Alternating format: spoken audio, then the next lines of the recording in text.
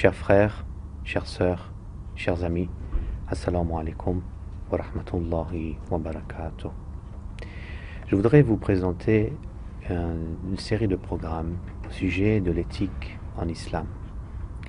Il est très important de pouvoir s'éduquer et comprendre l'essence de la religion. L'islam n'est pas une nouvelle religion, mais c'est la continuité des messages que nous avons eus depuis le prophète Adam alayhi salam. L'éthique, c'est la base même en utilisant la raison, pour discerner entre le bien et le mauvais. Et le Coran, qui est également appelé Al-Furqan, qui est le livre du discernement. Et la base de ce discernement, ou le résultat plutôt de ce discernement, c'est la morale, le akhlaq. Alors, nous allons avoir une série de programmes en parlant de plusieurs sujets qui aient à faire avec l'éthique.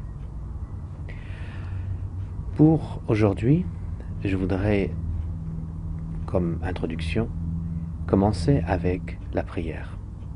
Pourquoi la prière? Parce que la prière est en fait le pilier même de la religion, du fondement de la religion.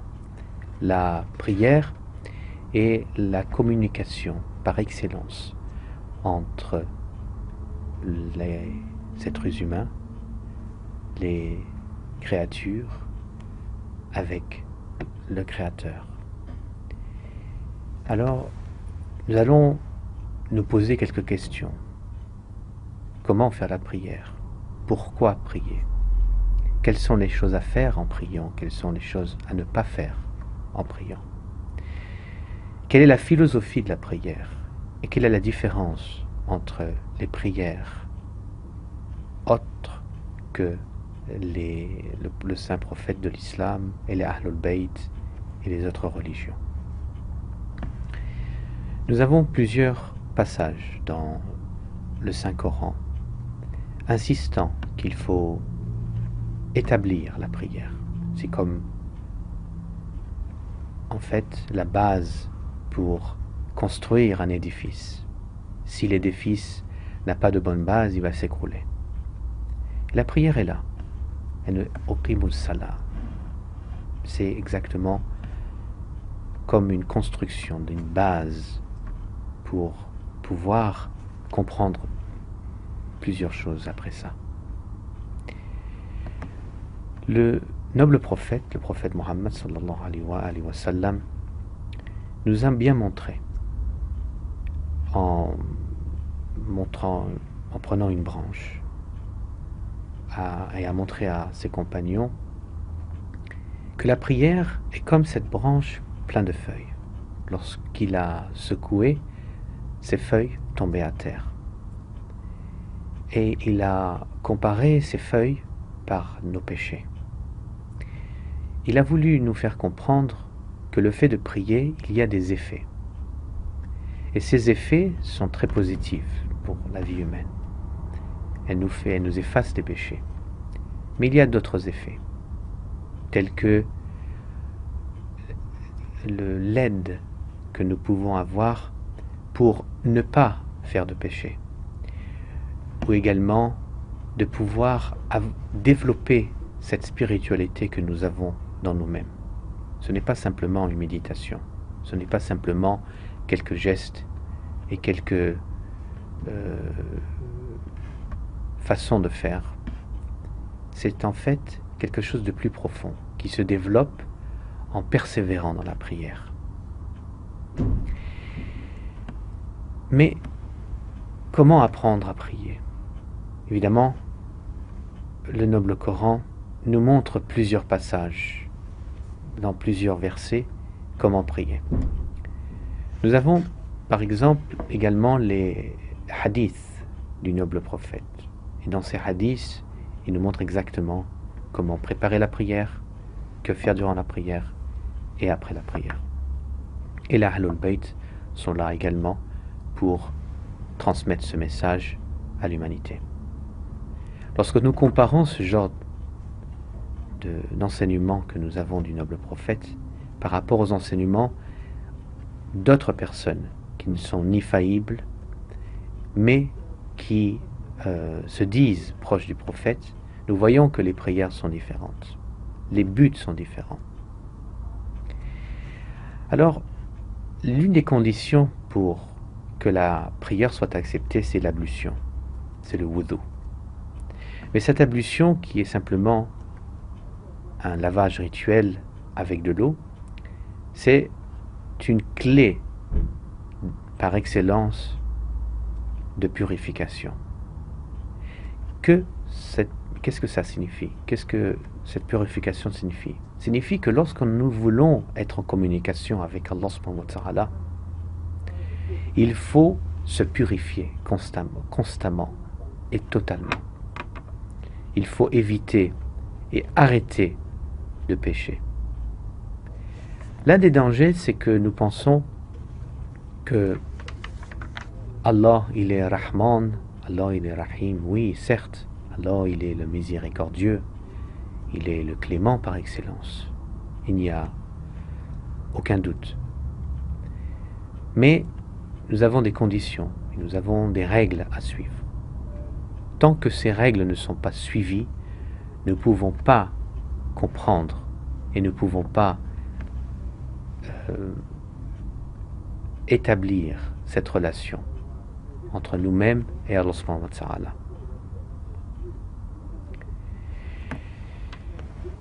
Nous avons 24 heures dans une journée. Dans ces 24 heures, il est demandé au minimum de passer une demi-heure, 20 minutes, peut-être, un quart d'heure, de temps pour communiquer avec son Créateur. Ce n'est pas trop de demander, c'est un minimum. Grâce à ça, nous pouvons non seulement se ressentir et avoir un cœur apaisé, mais également pouvoir se remettre en question et réfléchir et méditer. C'est ça la clé de la prière. C'est à chaque fois de dire, voilà, c'est le moment où je vais communiquer avec mon Créateur. Et c'est le moment où je vais enfin pouvoir dire ce que j'ai dans le cœur. Seul Allah subhanahu wa ta'ala est capable de pouvoir nous donner ce qu'il veut.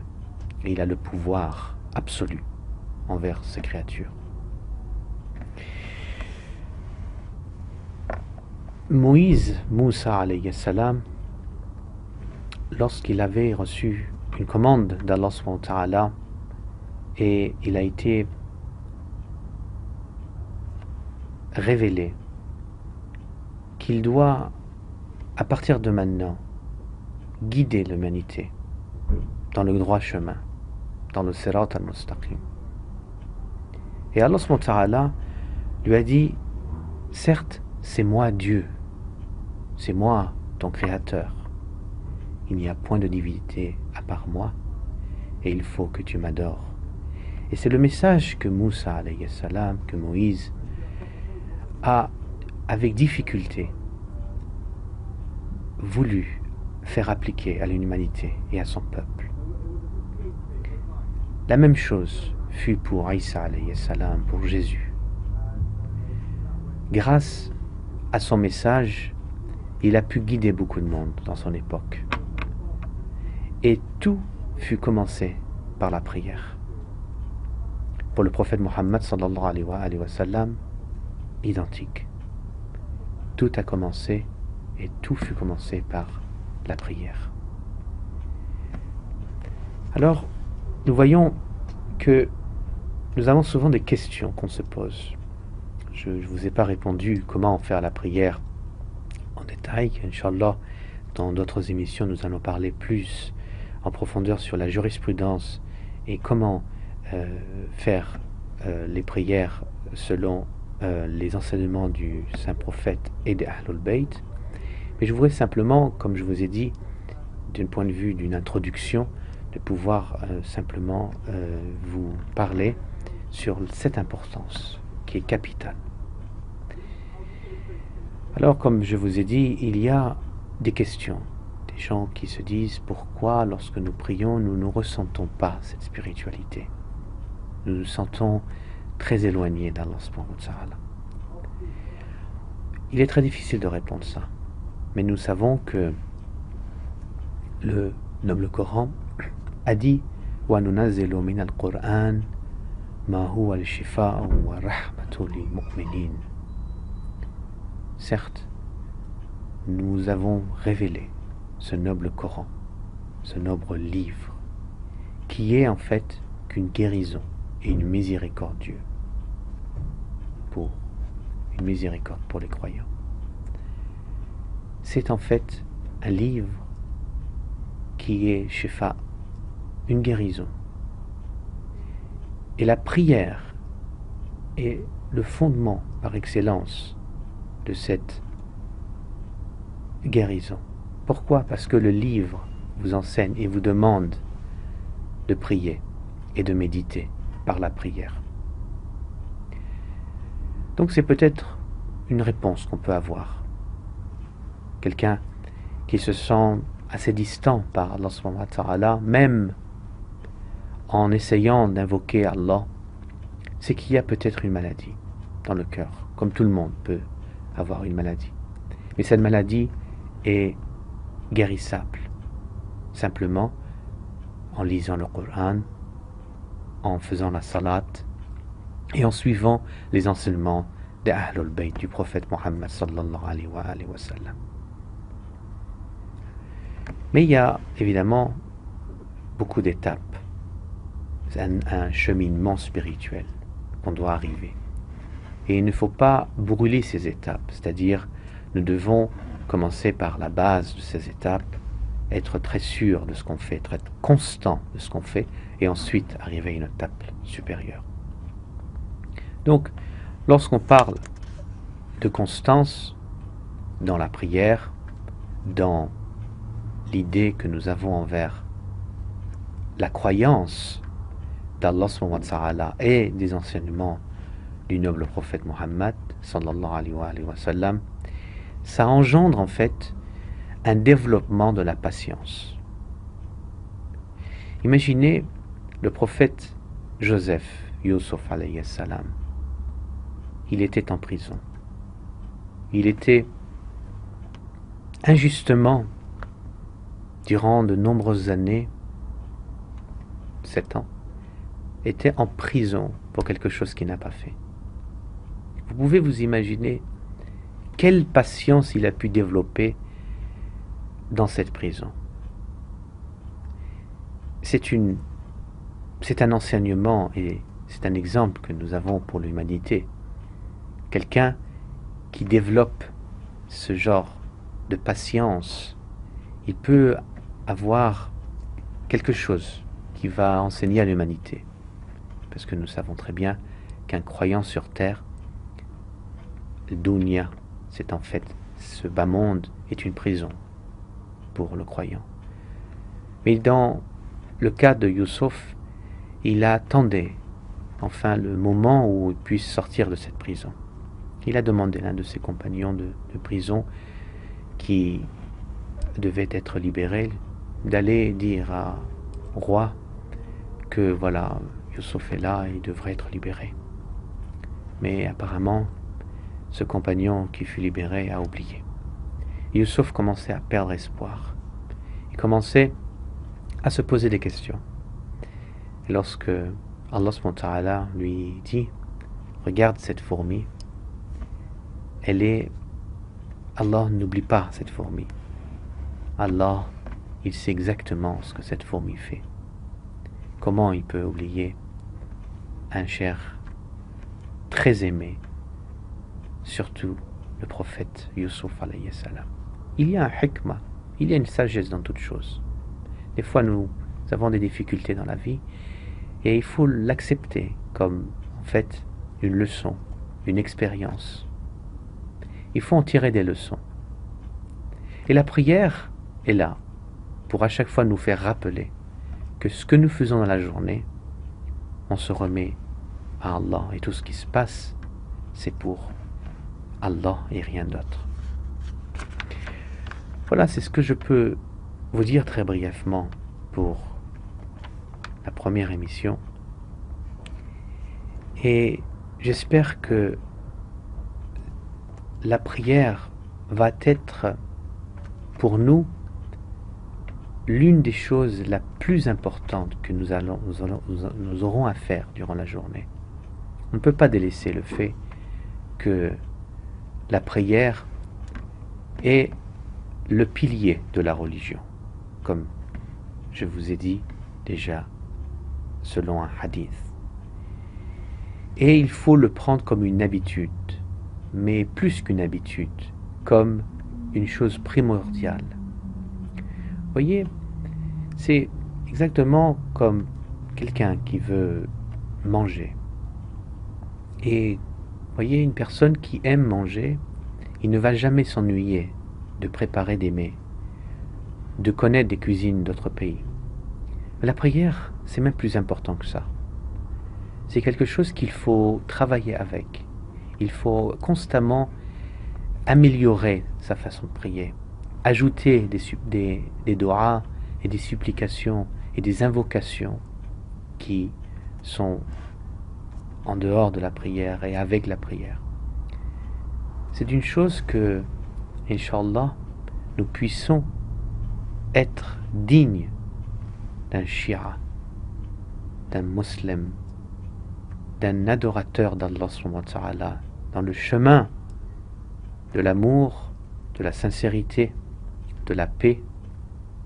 Et nous attendons avec impatience ce retour de l'imam al-Mahdi al-Sharif, et que nous puissions être au moins dignes d'être un de ses compagnons. Et c'est par la prière que nous apprenons et nous allons acquérir beaucoup de choses. Le prophète Muhammad sallallahu alayhi wa sallam a vu un homme qui pria assez rapidement. Du ruku', il est allé directement à la prosternation. Après cette prière, le prophète est allé voir cet homme et lui a dit: mais qu'est-ce que vous faites? Pourquoi vous priez comme ça? Ce n'est pas digne de quelqu'un qui adore son Créateur. Il y a une méthode à faire. Je vous le dis d'une manière explicative. Et c'est pour ça que il y a une façon de faire. C'est-à-dire, il faut comprendre que nous allons voir une personne très importante. Il faut comprendre que nous avons besoin d'une préparation. C'est exactement comme si nous allons rencontrer, d'une manière plus minime, une personnalité assez importante. Alors il y a un wudu, il y a une ablution, il y a du parfum à mettre, il y a des vêtements particuliers à mettre, de préférence les vêtements les plus jolis que nous avons. Et nous sommes là. Labbaik ya Allah. Je suis là, oh Allah, près de toi, en train de te parler. Et nous allons commencer à être en communication avec lui, avec le Allahu Akbar. Takbiratul Ihram. Dieu est le plus grand. Et de là, nous commençons à lui demander de rester sur le droit chemin, à lui demander de bénir les mondes, qui soient de ce monde ou de l'autre monde, ou des mondes en général, des hommes et des djinns, des créations. C'est comme ça que nous parlons à Allah subhanahu wa ta'ala. Ensuite, vous aurez le qunut, c'est-à-dire l'invocation que vous faites durant la prière. Et vous lui demandez bénédiction pour vos parents, pour votre famille, pour les opprimés. Et si vous avez un vœu particulier, un problème particulier, une maladie dans la famille, c'est de là on demande à Allah subhanahu wa ta'ala ce que nous voulons. Et ensuite, à la fin de la prière, nous envoyons notre salam au noble prophète Muhammad sallallahu alayhi wa sallam, aux saints imams et aux mu'minines, aux mu'minat et à la création. Et lorsque nous avons appris à constamment faire ceci, avec réflexion, avec méditation, avec conscience, nous allons développer quelque chose dans le cœur, comme une spiritualité, comme un pouvoir. Et nous allons avoir une meilleure façon de discerner le bien et le mal. Nous allons avoir comme une protection, un bouclier contre les péchés, ou contre les péchés qui sont peut-être futurs. Tout ceci, c'est la sagesse. C'est la morale qu'Allah subhanahu wa ta'ala veut nous apprendre. Évidemment, nous avons des hadiths comme l'imam Ali alayhi salam qui dit la salat, la prière, fait descendre le rahma, la clémence. Le moment où vous rentrez en communication avec Allah subhanahu wa ta'ala, vous n'êtes pas seul. Vous êtes entouré d'anges, entouré de cette rahma, de cette clémence, de cette lumière qui se trouve autour de vous, face à votre Créateur. Et c'est pour ça que il est important de savoir comment prier, c'est-à-dire non seulement dans la forme, mais également dans le fond, de prier comme le prophète Mohammed sallallahu alayhi wa sallam, et d'avoir cette prière qui fut exactement la même pour l'imam Ali alayhi salam, l'imam Hassan alayhi salam, l'imam Hussein alayhi salam, jusqu'à l'imam Sahib al-Zaman, Ajalallah Faraj al-Sharif. Et nous allons, Inch'Allah, pour les prochains épisodes, discuter un peu plus en détail sur ce point de la prière. Et sur ce, j'espère que cette émission vous a été profitable. Si vous avez des questions ou quoi que ce soit, ou des commentaires, n'hésitez pas de nous écrire et je serai ravi de pouvoir vous répondre. Sur ce, assalamu alaikum wa rahmatullahi wa barakatuh.